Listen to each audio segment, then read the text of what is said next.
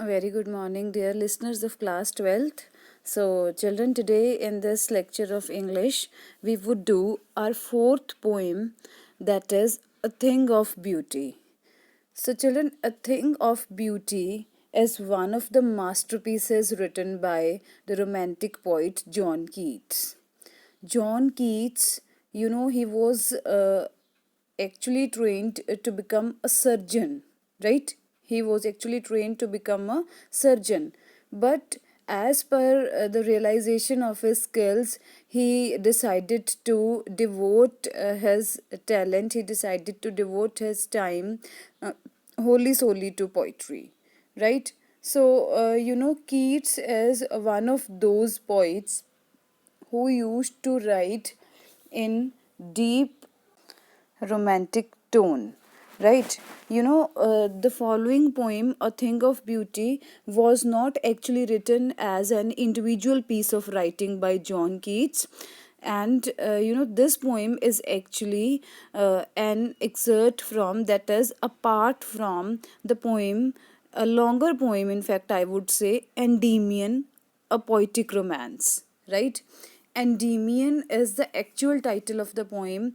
A part of Endymion has been taken, and a thing of beauty has been created out of it. So, Endymion was a Greek youth. Endymion, he was a beautiful young shepherd, right? And he had a vision of a beautiful girl, Cynthia, the moon goddess. Cynthia is the name of the moon goddess, right? So the enchanted youth, took a resolution to find out Cynthia, and so he wandered away through the forest and down under the sea, right? So the idea of the poem is highly romantic. Children, what is the meaning of romantic? I often keep on talking about this issue, that children, like only one out of a group of 100 students hardly knows the meaning of the word romantic. So, children, romantic means something that is removed from reality, something that is away from reality, right? So, see, before you read, what pleasure does a beautiful thing give us? Are all beautiful things worth treasuring? The editor asks a question in the beginning, and that is really aspiring. The question is, what pleasure does a beautiful thing give us? All of us derive pleasure by looking at beautiful things. Why we people look at beautiful things? We look at the pretty, beautiful things so that we can get happiness, so that we can derive pleasure out of it. Why we look at beautiful people? Why we look at beautiful dresses? Why we look at the beautiful scenes of nature? Because looking at these things is not less than an eye feasting. Looking at these things provide us a lot of pleasure.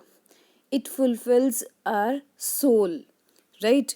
So the present poem is romantic in this regard, that the poet takes us away into the deep layers of nature, right? So read the poem carefully, try to understand its context. So I hope you would really like it. A thing of beauty is a joy forever. Its loveliness increases. It will never pass into nothingness, but will keep a bower quiet for us. Bower means, a group of trees, a cluster of trees. So, a bower quiet for us, and a sleep full of sweet dreams and health and quiet breathing, right? So, such a beautiful expression by John Keats. So, the poet wants to say here that a thing of beauty is a source of permanent joy for human beings. In fact, for every creature, a thing of beauty is a source of permanent joy, right? So its beauty goes on increasing.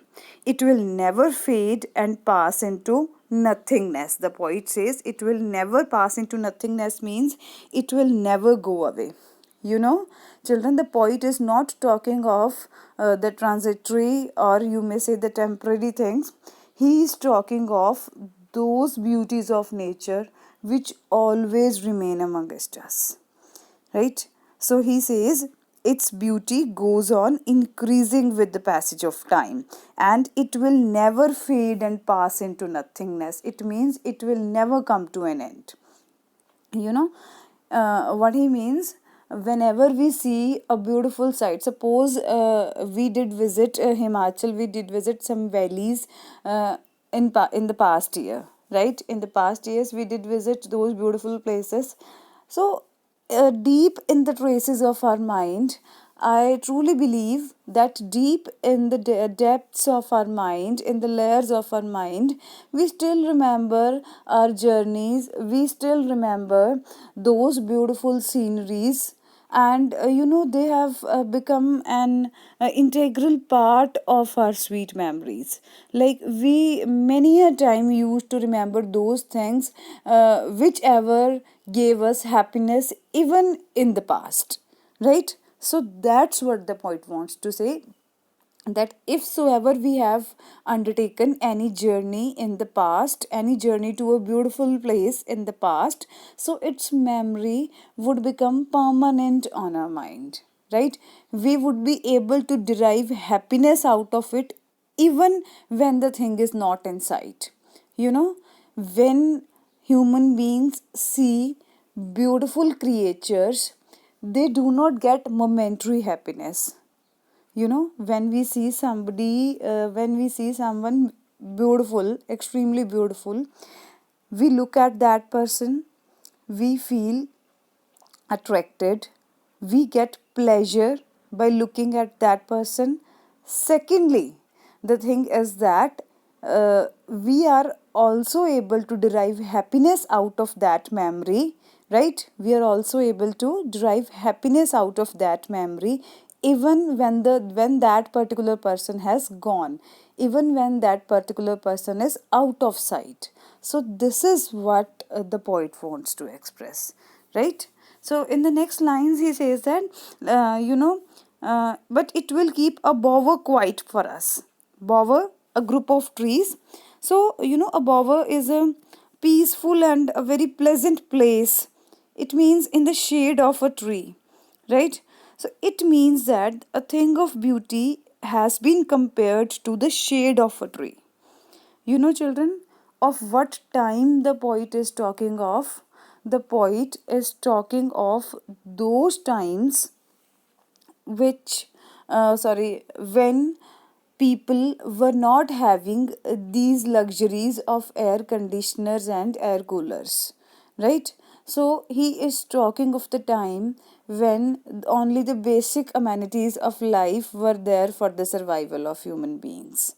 So at that time, a shade of a tree, it was considered a very beautiful, a very relaxing thing, right? So what he wants to say, he wants to say that the pleasure provided by the sight of a beautiful thing is equal to the pleasure of sitting under the shade of a tree, right? Next, he says that it provides us shelter or protection. See, he says, and a sleep full of sweet dreams and health and quiet breathing. A thing of beauty also provides shelter or protection from the hot rays of the sun, as we get protection from sun by sitting under the shade of a tree. A beautiful thing gives us a chance to have a sound sleep that is full of pleasant and happy dreams, right? And it gives us health and peaceful breathing. It makes our life beautiful, it makes our life smooth, right? So, next stanza, the poet talks about, therefore, on every morrow, morrow means morning, right? Therefore, on every morrow, are we wreathing a flowery band to bind us to the earth? Wreathing means, preparing. So, are we wreathing a flowery band to bind us to the earth. Redding means preparing, right? Spite of despondence, spite of despondence. Spite here in poetic language means in spite of. In spite of means even after. Even after. In spite of despondence. Despondence, despondence means despair, sorrows, problems of life. In spite of despondence of the inhuman dearth. Dearth, I hope you know, that means shortage of something, scarcity, right? Inhuman dearth of noble nature. Inhuman dearth of noble natures. It means shortage of noble people. Of the gloomy days. Gloomy means grim, serious, or sad, right? The day is full of tension, of all the unhealthy and over darkened ways made for our searching. You know, this is one of my great favorites. These lines of John Keats. He says that, as a result of this, means whatever has been discussed in the previous paragraph, as a result of this, you know, every morning we are weaving a flowery band. Flowery band. We are preparing a flowery band to bind us to the beauties of the nature and Mother Earth. Right? Next line, the most beautiful one, he says that, even after having so much sadness, even after having so many problems in our life, we still want to live on this earth. Don't you all? I think everybody. So, 99.9% of the people, even more than 99.9% of the people, love their life, right? So, it's not that they don't have problems. You would find every other person saying that I have this problem in my life, I have that problem in my life, there is financial problem at my home, there is no emotional attachment among us friends, like different kinds of problems. There are health issues in our family.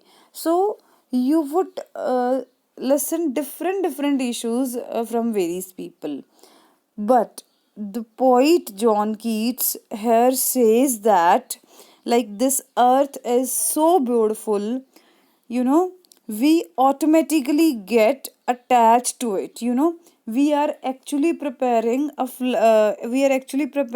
band, a flowery band, that would bind us to the beauties of nature and Mother Earth.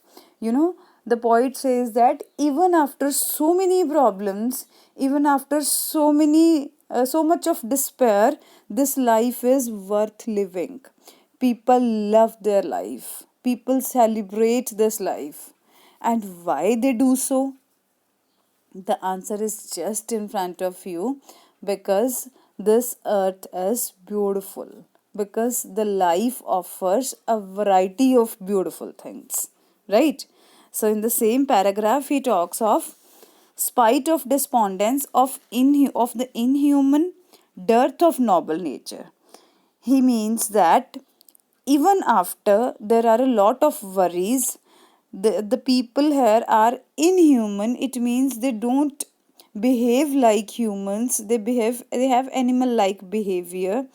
Dearth of noble natures. It means there is a lack of noble people on this earth. There is a shortage of good people on this earth. Of the gloomy days. It means this life offers us many sad days, many gloomy days, right? Of all the unhealthy and over darkened ways. There are many days of our life when we fall ill, when we feel unhealthy, and we have over darkened ways, means we have days full of tensions, we have days full of depression, right? Made for our searching. He says that we human beings, right? We human beings suffer from the lack of noble qualities and unhealthy evil ways, right? So we have bad side of our character, we have an evil side of our character. We have that lack of noble qualities. We have that lack of good qualities. Right? So next he says, made for our searching, yes, in spite of all. He is giving a stress. Yes, in spite of all, some shape of beauty moves away the pall. Some shape of beauty moves away the pall. Pall, P-A-L-L, pall, that actually means a dark cloud, of something, right? So a dark cover of something. It symbolizes dark, that's it, right? Yes, in spite of all, some shape of beauty moves away the pall. It means the sight of beautiful things takes away the darkness from our life. It relieves our tensions, right? He says, from our dark spirits, such as sun, the moon, trees, old and young here means the grown up trees and the plants, right? Sprouting a shady boon for simple sheep. Two meanings can be derived out. See what he says. Sprouting, sprout means to germinate. Sprouting means germinating, right? He says that in spite of all this, a beautiful things helps us to remove gloom means tension, to remove tension from our lives, right? It makes us love our life despite of all the things that make us sad and silent, right? So he here wants to say that our lives are full of miseries and troubles. Every day we find ourselves stressed with the affairs of day to day life, right? Yet whenever we come across any beautiful thing, it removes our sadness and gives us extreme pleasure, right? So, dark spirits, he says, from our dark spirits, it refers to the feelings of sadness and despair, right? So, he has listed many beautiful things in this stanza. The most beautiful things, in fact, I would say, the sun, the moon, old and young trees, right? So he says that the scene of the simple sheep standing under a shady tree is really emotional. That is really touching, right? So see, he has used a metaphor when he says for a simple sheep. Children, simple sheep here means innocent people, the people who are not shrewd, who, don't like, as see, here it is for simple sheep in the first line of second page. It means that people who don't know any corruption, who don't know any dishonesty, right? Simple sheep symbolizes innocent man. Simple sheep symbolizes those people who are good at heart, right? So actually it has its reference from the Holy Bible of Christianity, right? So in the Bible, if you know, common people, honest people, simple people are compared to sheep, right? So probably from there this phrase has been taken. Next is, and such are daffodils with the green world they live in. Very clear, daffodils doesn't here mean the daffodil flowers only. Daffodils represent the entire variety of flowers, right? He says that such are daffodils with the green world they live in and clear rills. Rills, small streams, small rivers. He says, with the green world they live in, flowers, they live in a green world. Flowers grown trees, flowers grown plants, so they live in a green world and they enjoy clean water, right? That for themselves a cooling covert make, right? That for themselves a cooling means that gives cooling. Covert means shelter, a kind of shelter, right? That for themselves a cooling covert make. Against here means, children, against the hot season, against the hot season, the mild forest break, right? Against the hot season, the mild forest break. Break, B-R-A-K-E, break here means bushes, right? So he says that rich with the sprinkling of fair musk rose blooms. Rich with the sprinkling of fair musk rose blooms. And such too is the grandeur of the dooms. We would continue this in the next paragraph. So let me explain this first.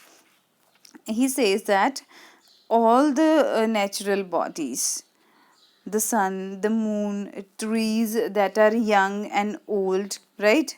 So these are all the sources of happiness for us. You know, they provide us with a lot of energy.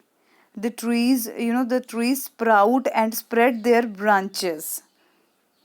Trees sprout, obviously, sprout, germinate, right? And they spread their branches to provide shelter with their greenery, right? So it covers the simple sheep. It means the people who are innocent, they really enjoy these blessings that we have got from nature, right? The daffodils, he says, bloom within the green surroundings in which they grow.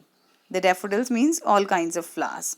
The clear and small streams of water make a cooling shelter for themselves against the hot season. You know, a cooling providing shelter is made by the small streams, small rivers, right, against the hot season, and it protects the flowers from hot season, right?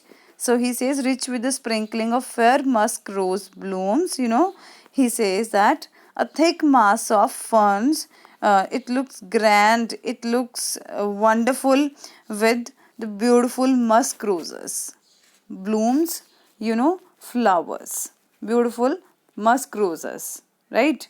So, concluding paragraph, he says that, and such is the grandeur of the dooms. The poem takes entirely a different mood here. He says that, and such too is the grandeur of the dooms. Grandeur, splendor, wonder of the dooms. Dooms means, the doom actually means death. So I'll relate this stanza, just read it once. We have imagined for the mighty dead all lovely tales that we have heard or read, an endless fountain of immortal drink, an endless fountain of immortal drink pouring unto us from the heaven's brink. Pouring unto us. Mighty, that means, that refers to almighty, powerful, right? Brink means the edge of something, right? The mighty people. What the poet says here? He is remembering the great heroes from history. He is paying a kind of tribute to those historical celebrities, right? He says that the mighty dead people whose achievements made them great in history, right? And those achievements, those people powerfully inspire us, right? They inspire us. How they inspire us? By their stories of noble works. See, he says all lovely tales. All lovely tales means all beautiful stories. We read about the heroes of history in our literature books, in our books of history, right? So he says that, like, all those things are a source of inspiration for us, right? Their legends and stories, enthuse us, and we can clearly imagine their splendor, we can clearly imagine their magnificence, right? A beautiful thing is also a source of joy, just as the beautiful stories we have heard or read that used to give us profound happiness. We all have heard grandma tales, grandma stories, we all used to hear stories from our grandmothers before sleeping. So, those beautiful stories are also a source of joy, right? The poet here is comparing a thing of beauty with that beautiful feeling of listening to grandma stories, right? So he says that a fountain of immortality pours its sacred and immortal drink into the heart and soul of man, right? So this immortal drink, so it gushes out from nature's endless fountain, very much imaginary, nature's endless fountain, and is a source of immense joy for us. What he means by this, that that all these things are the bounties of nature. These blessings have been showered upon human beings by the Almighty God, and we are just able to see a portion of it, a part of it, right? So he says a fountain of immortality pours its sacred and immortal drink into the heart and soul of man. It's often said that the soul is immortal. It can never die. Man is mortal, man's body is mortal, soul is immortal. These things are filled in the soul of a man, right? So, this immortal drink, it gushes out from the nature's fountain that is endless. The sunlight is endless. The sunlight we consider is endless. The light of the moon is eternal. The sky is eternal. There is no counting of the stars, right? So, all these things are sources of permanent joys for us, everlasting pleasure for us, right? When he says the mighty dead, by mighty dead, he particularly means that there is nothing permanent on this earth. The one who has been created has to die one day, right? So the mighty people, the great people who created history have also died, and every man also has to die, right? He talks about the impermanence of human life. So this was all about the poem. I hope you must have liked it very much. So do solve the back exercise question and share it with your class in charge doing it, right? So I would be shortly sharing the answer key as well, right? So stay home, stay safe, happy learning. Thank you.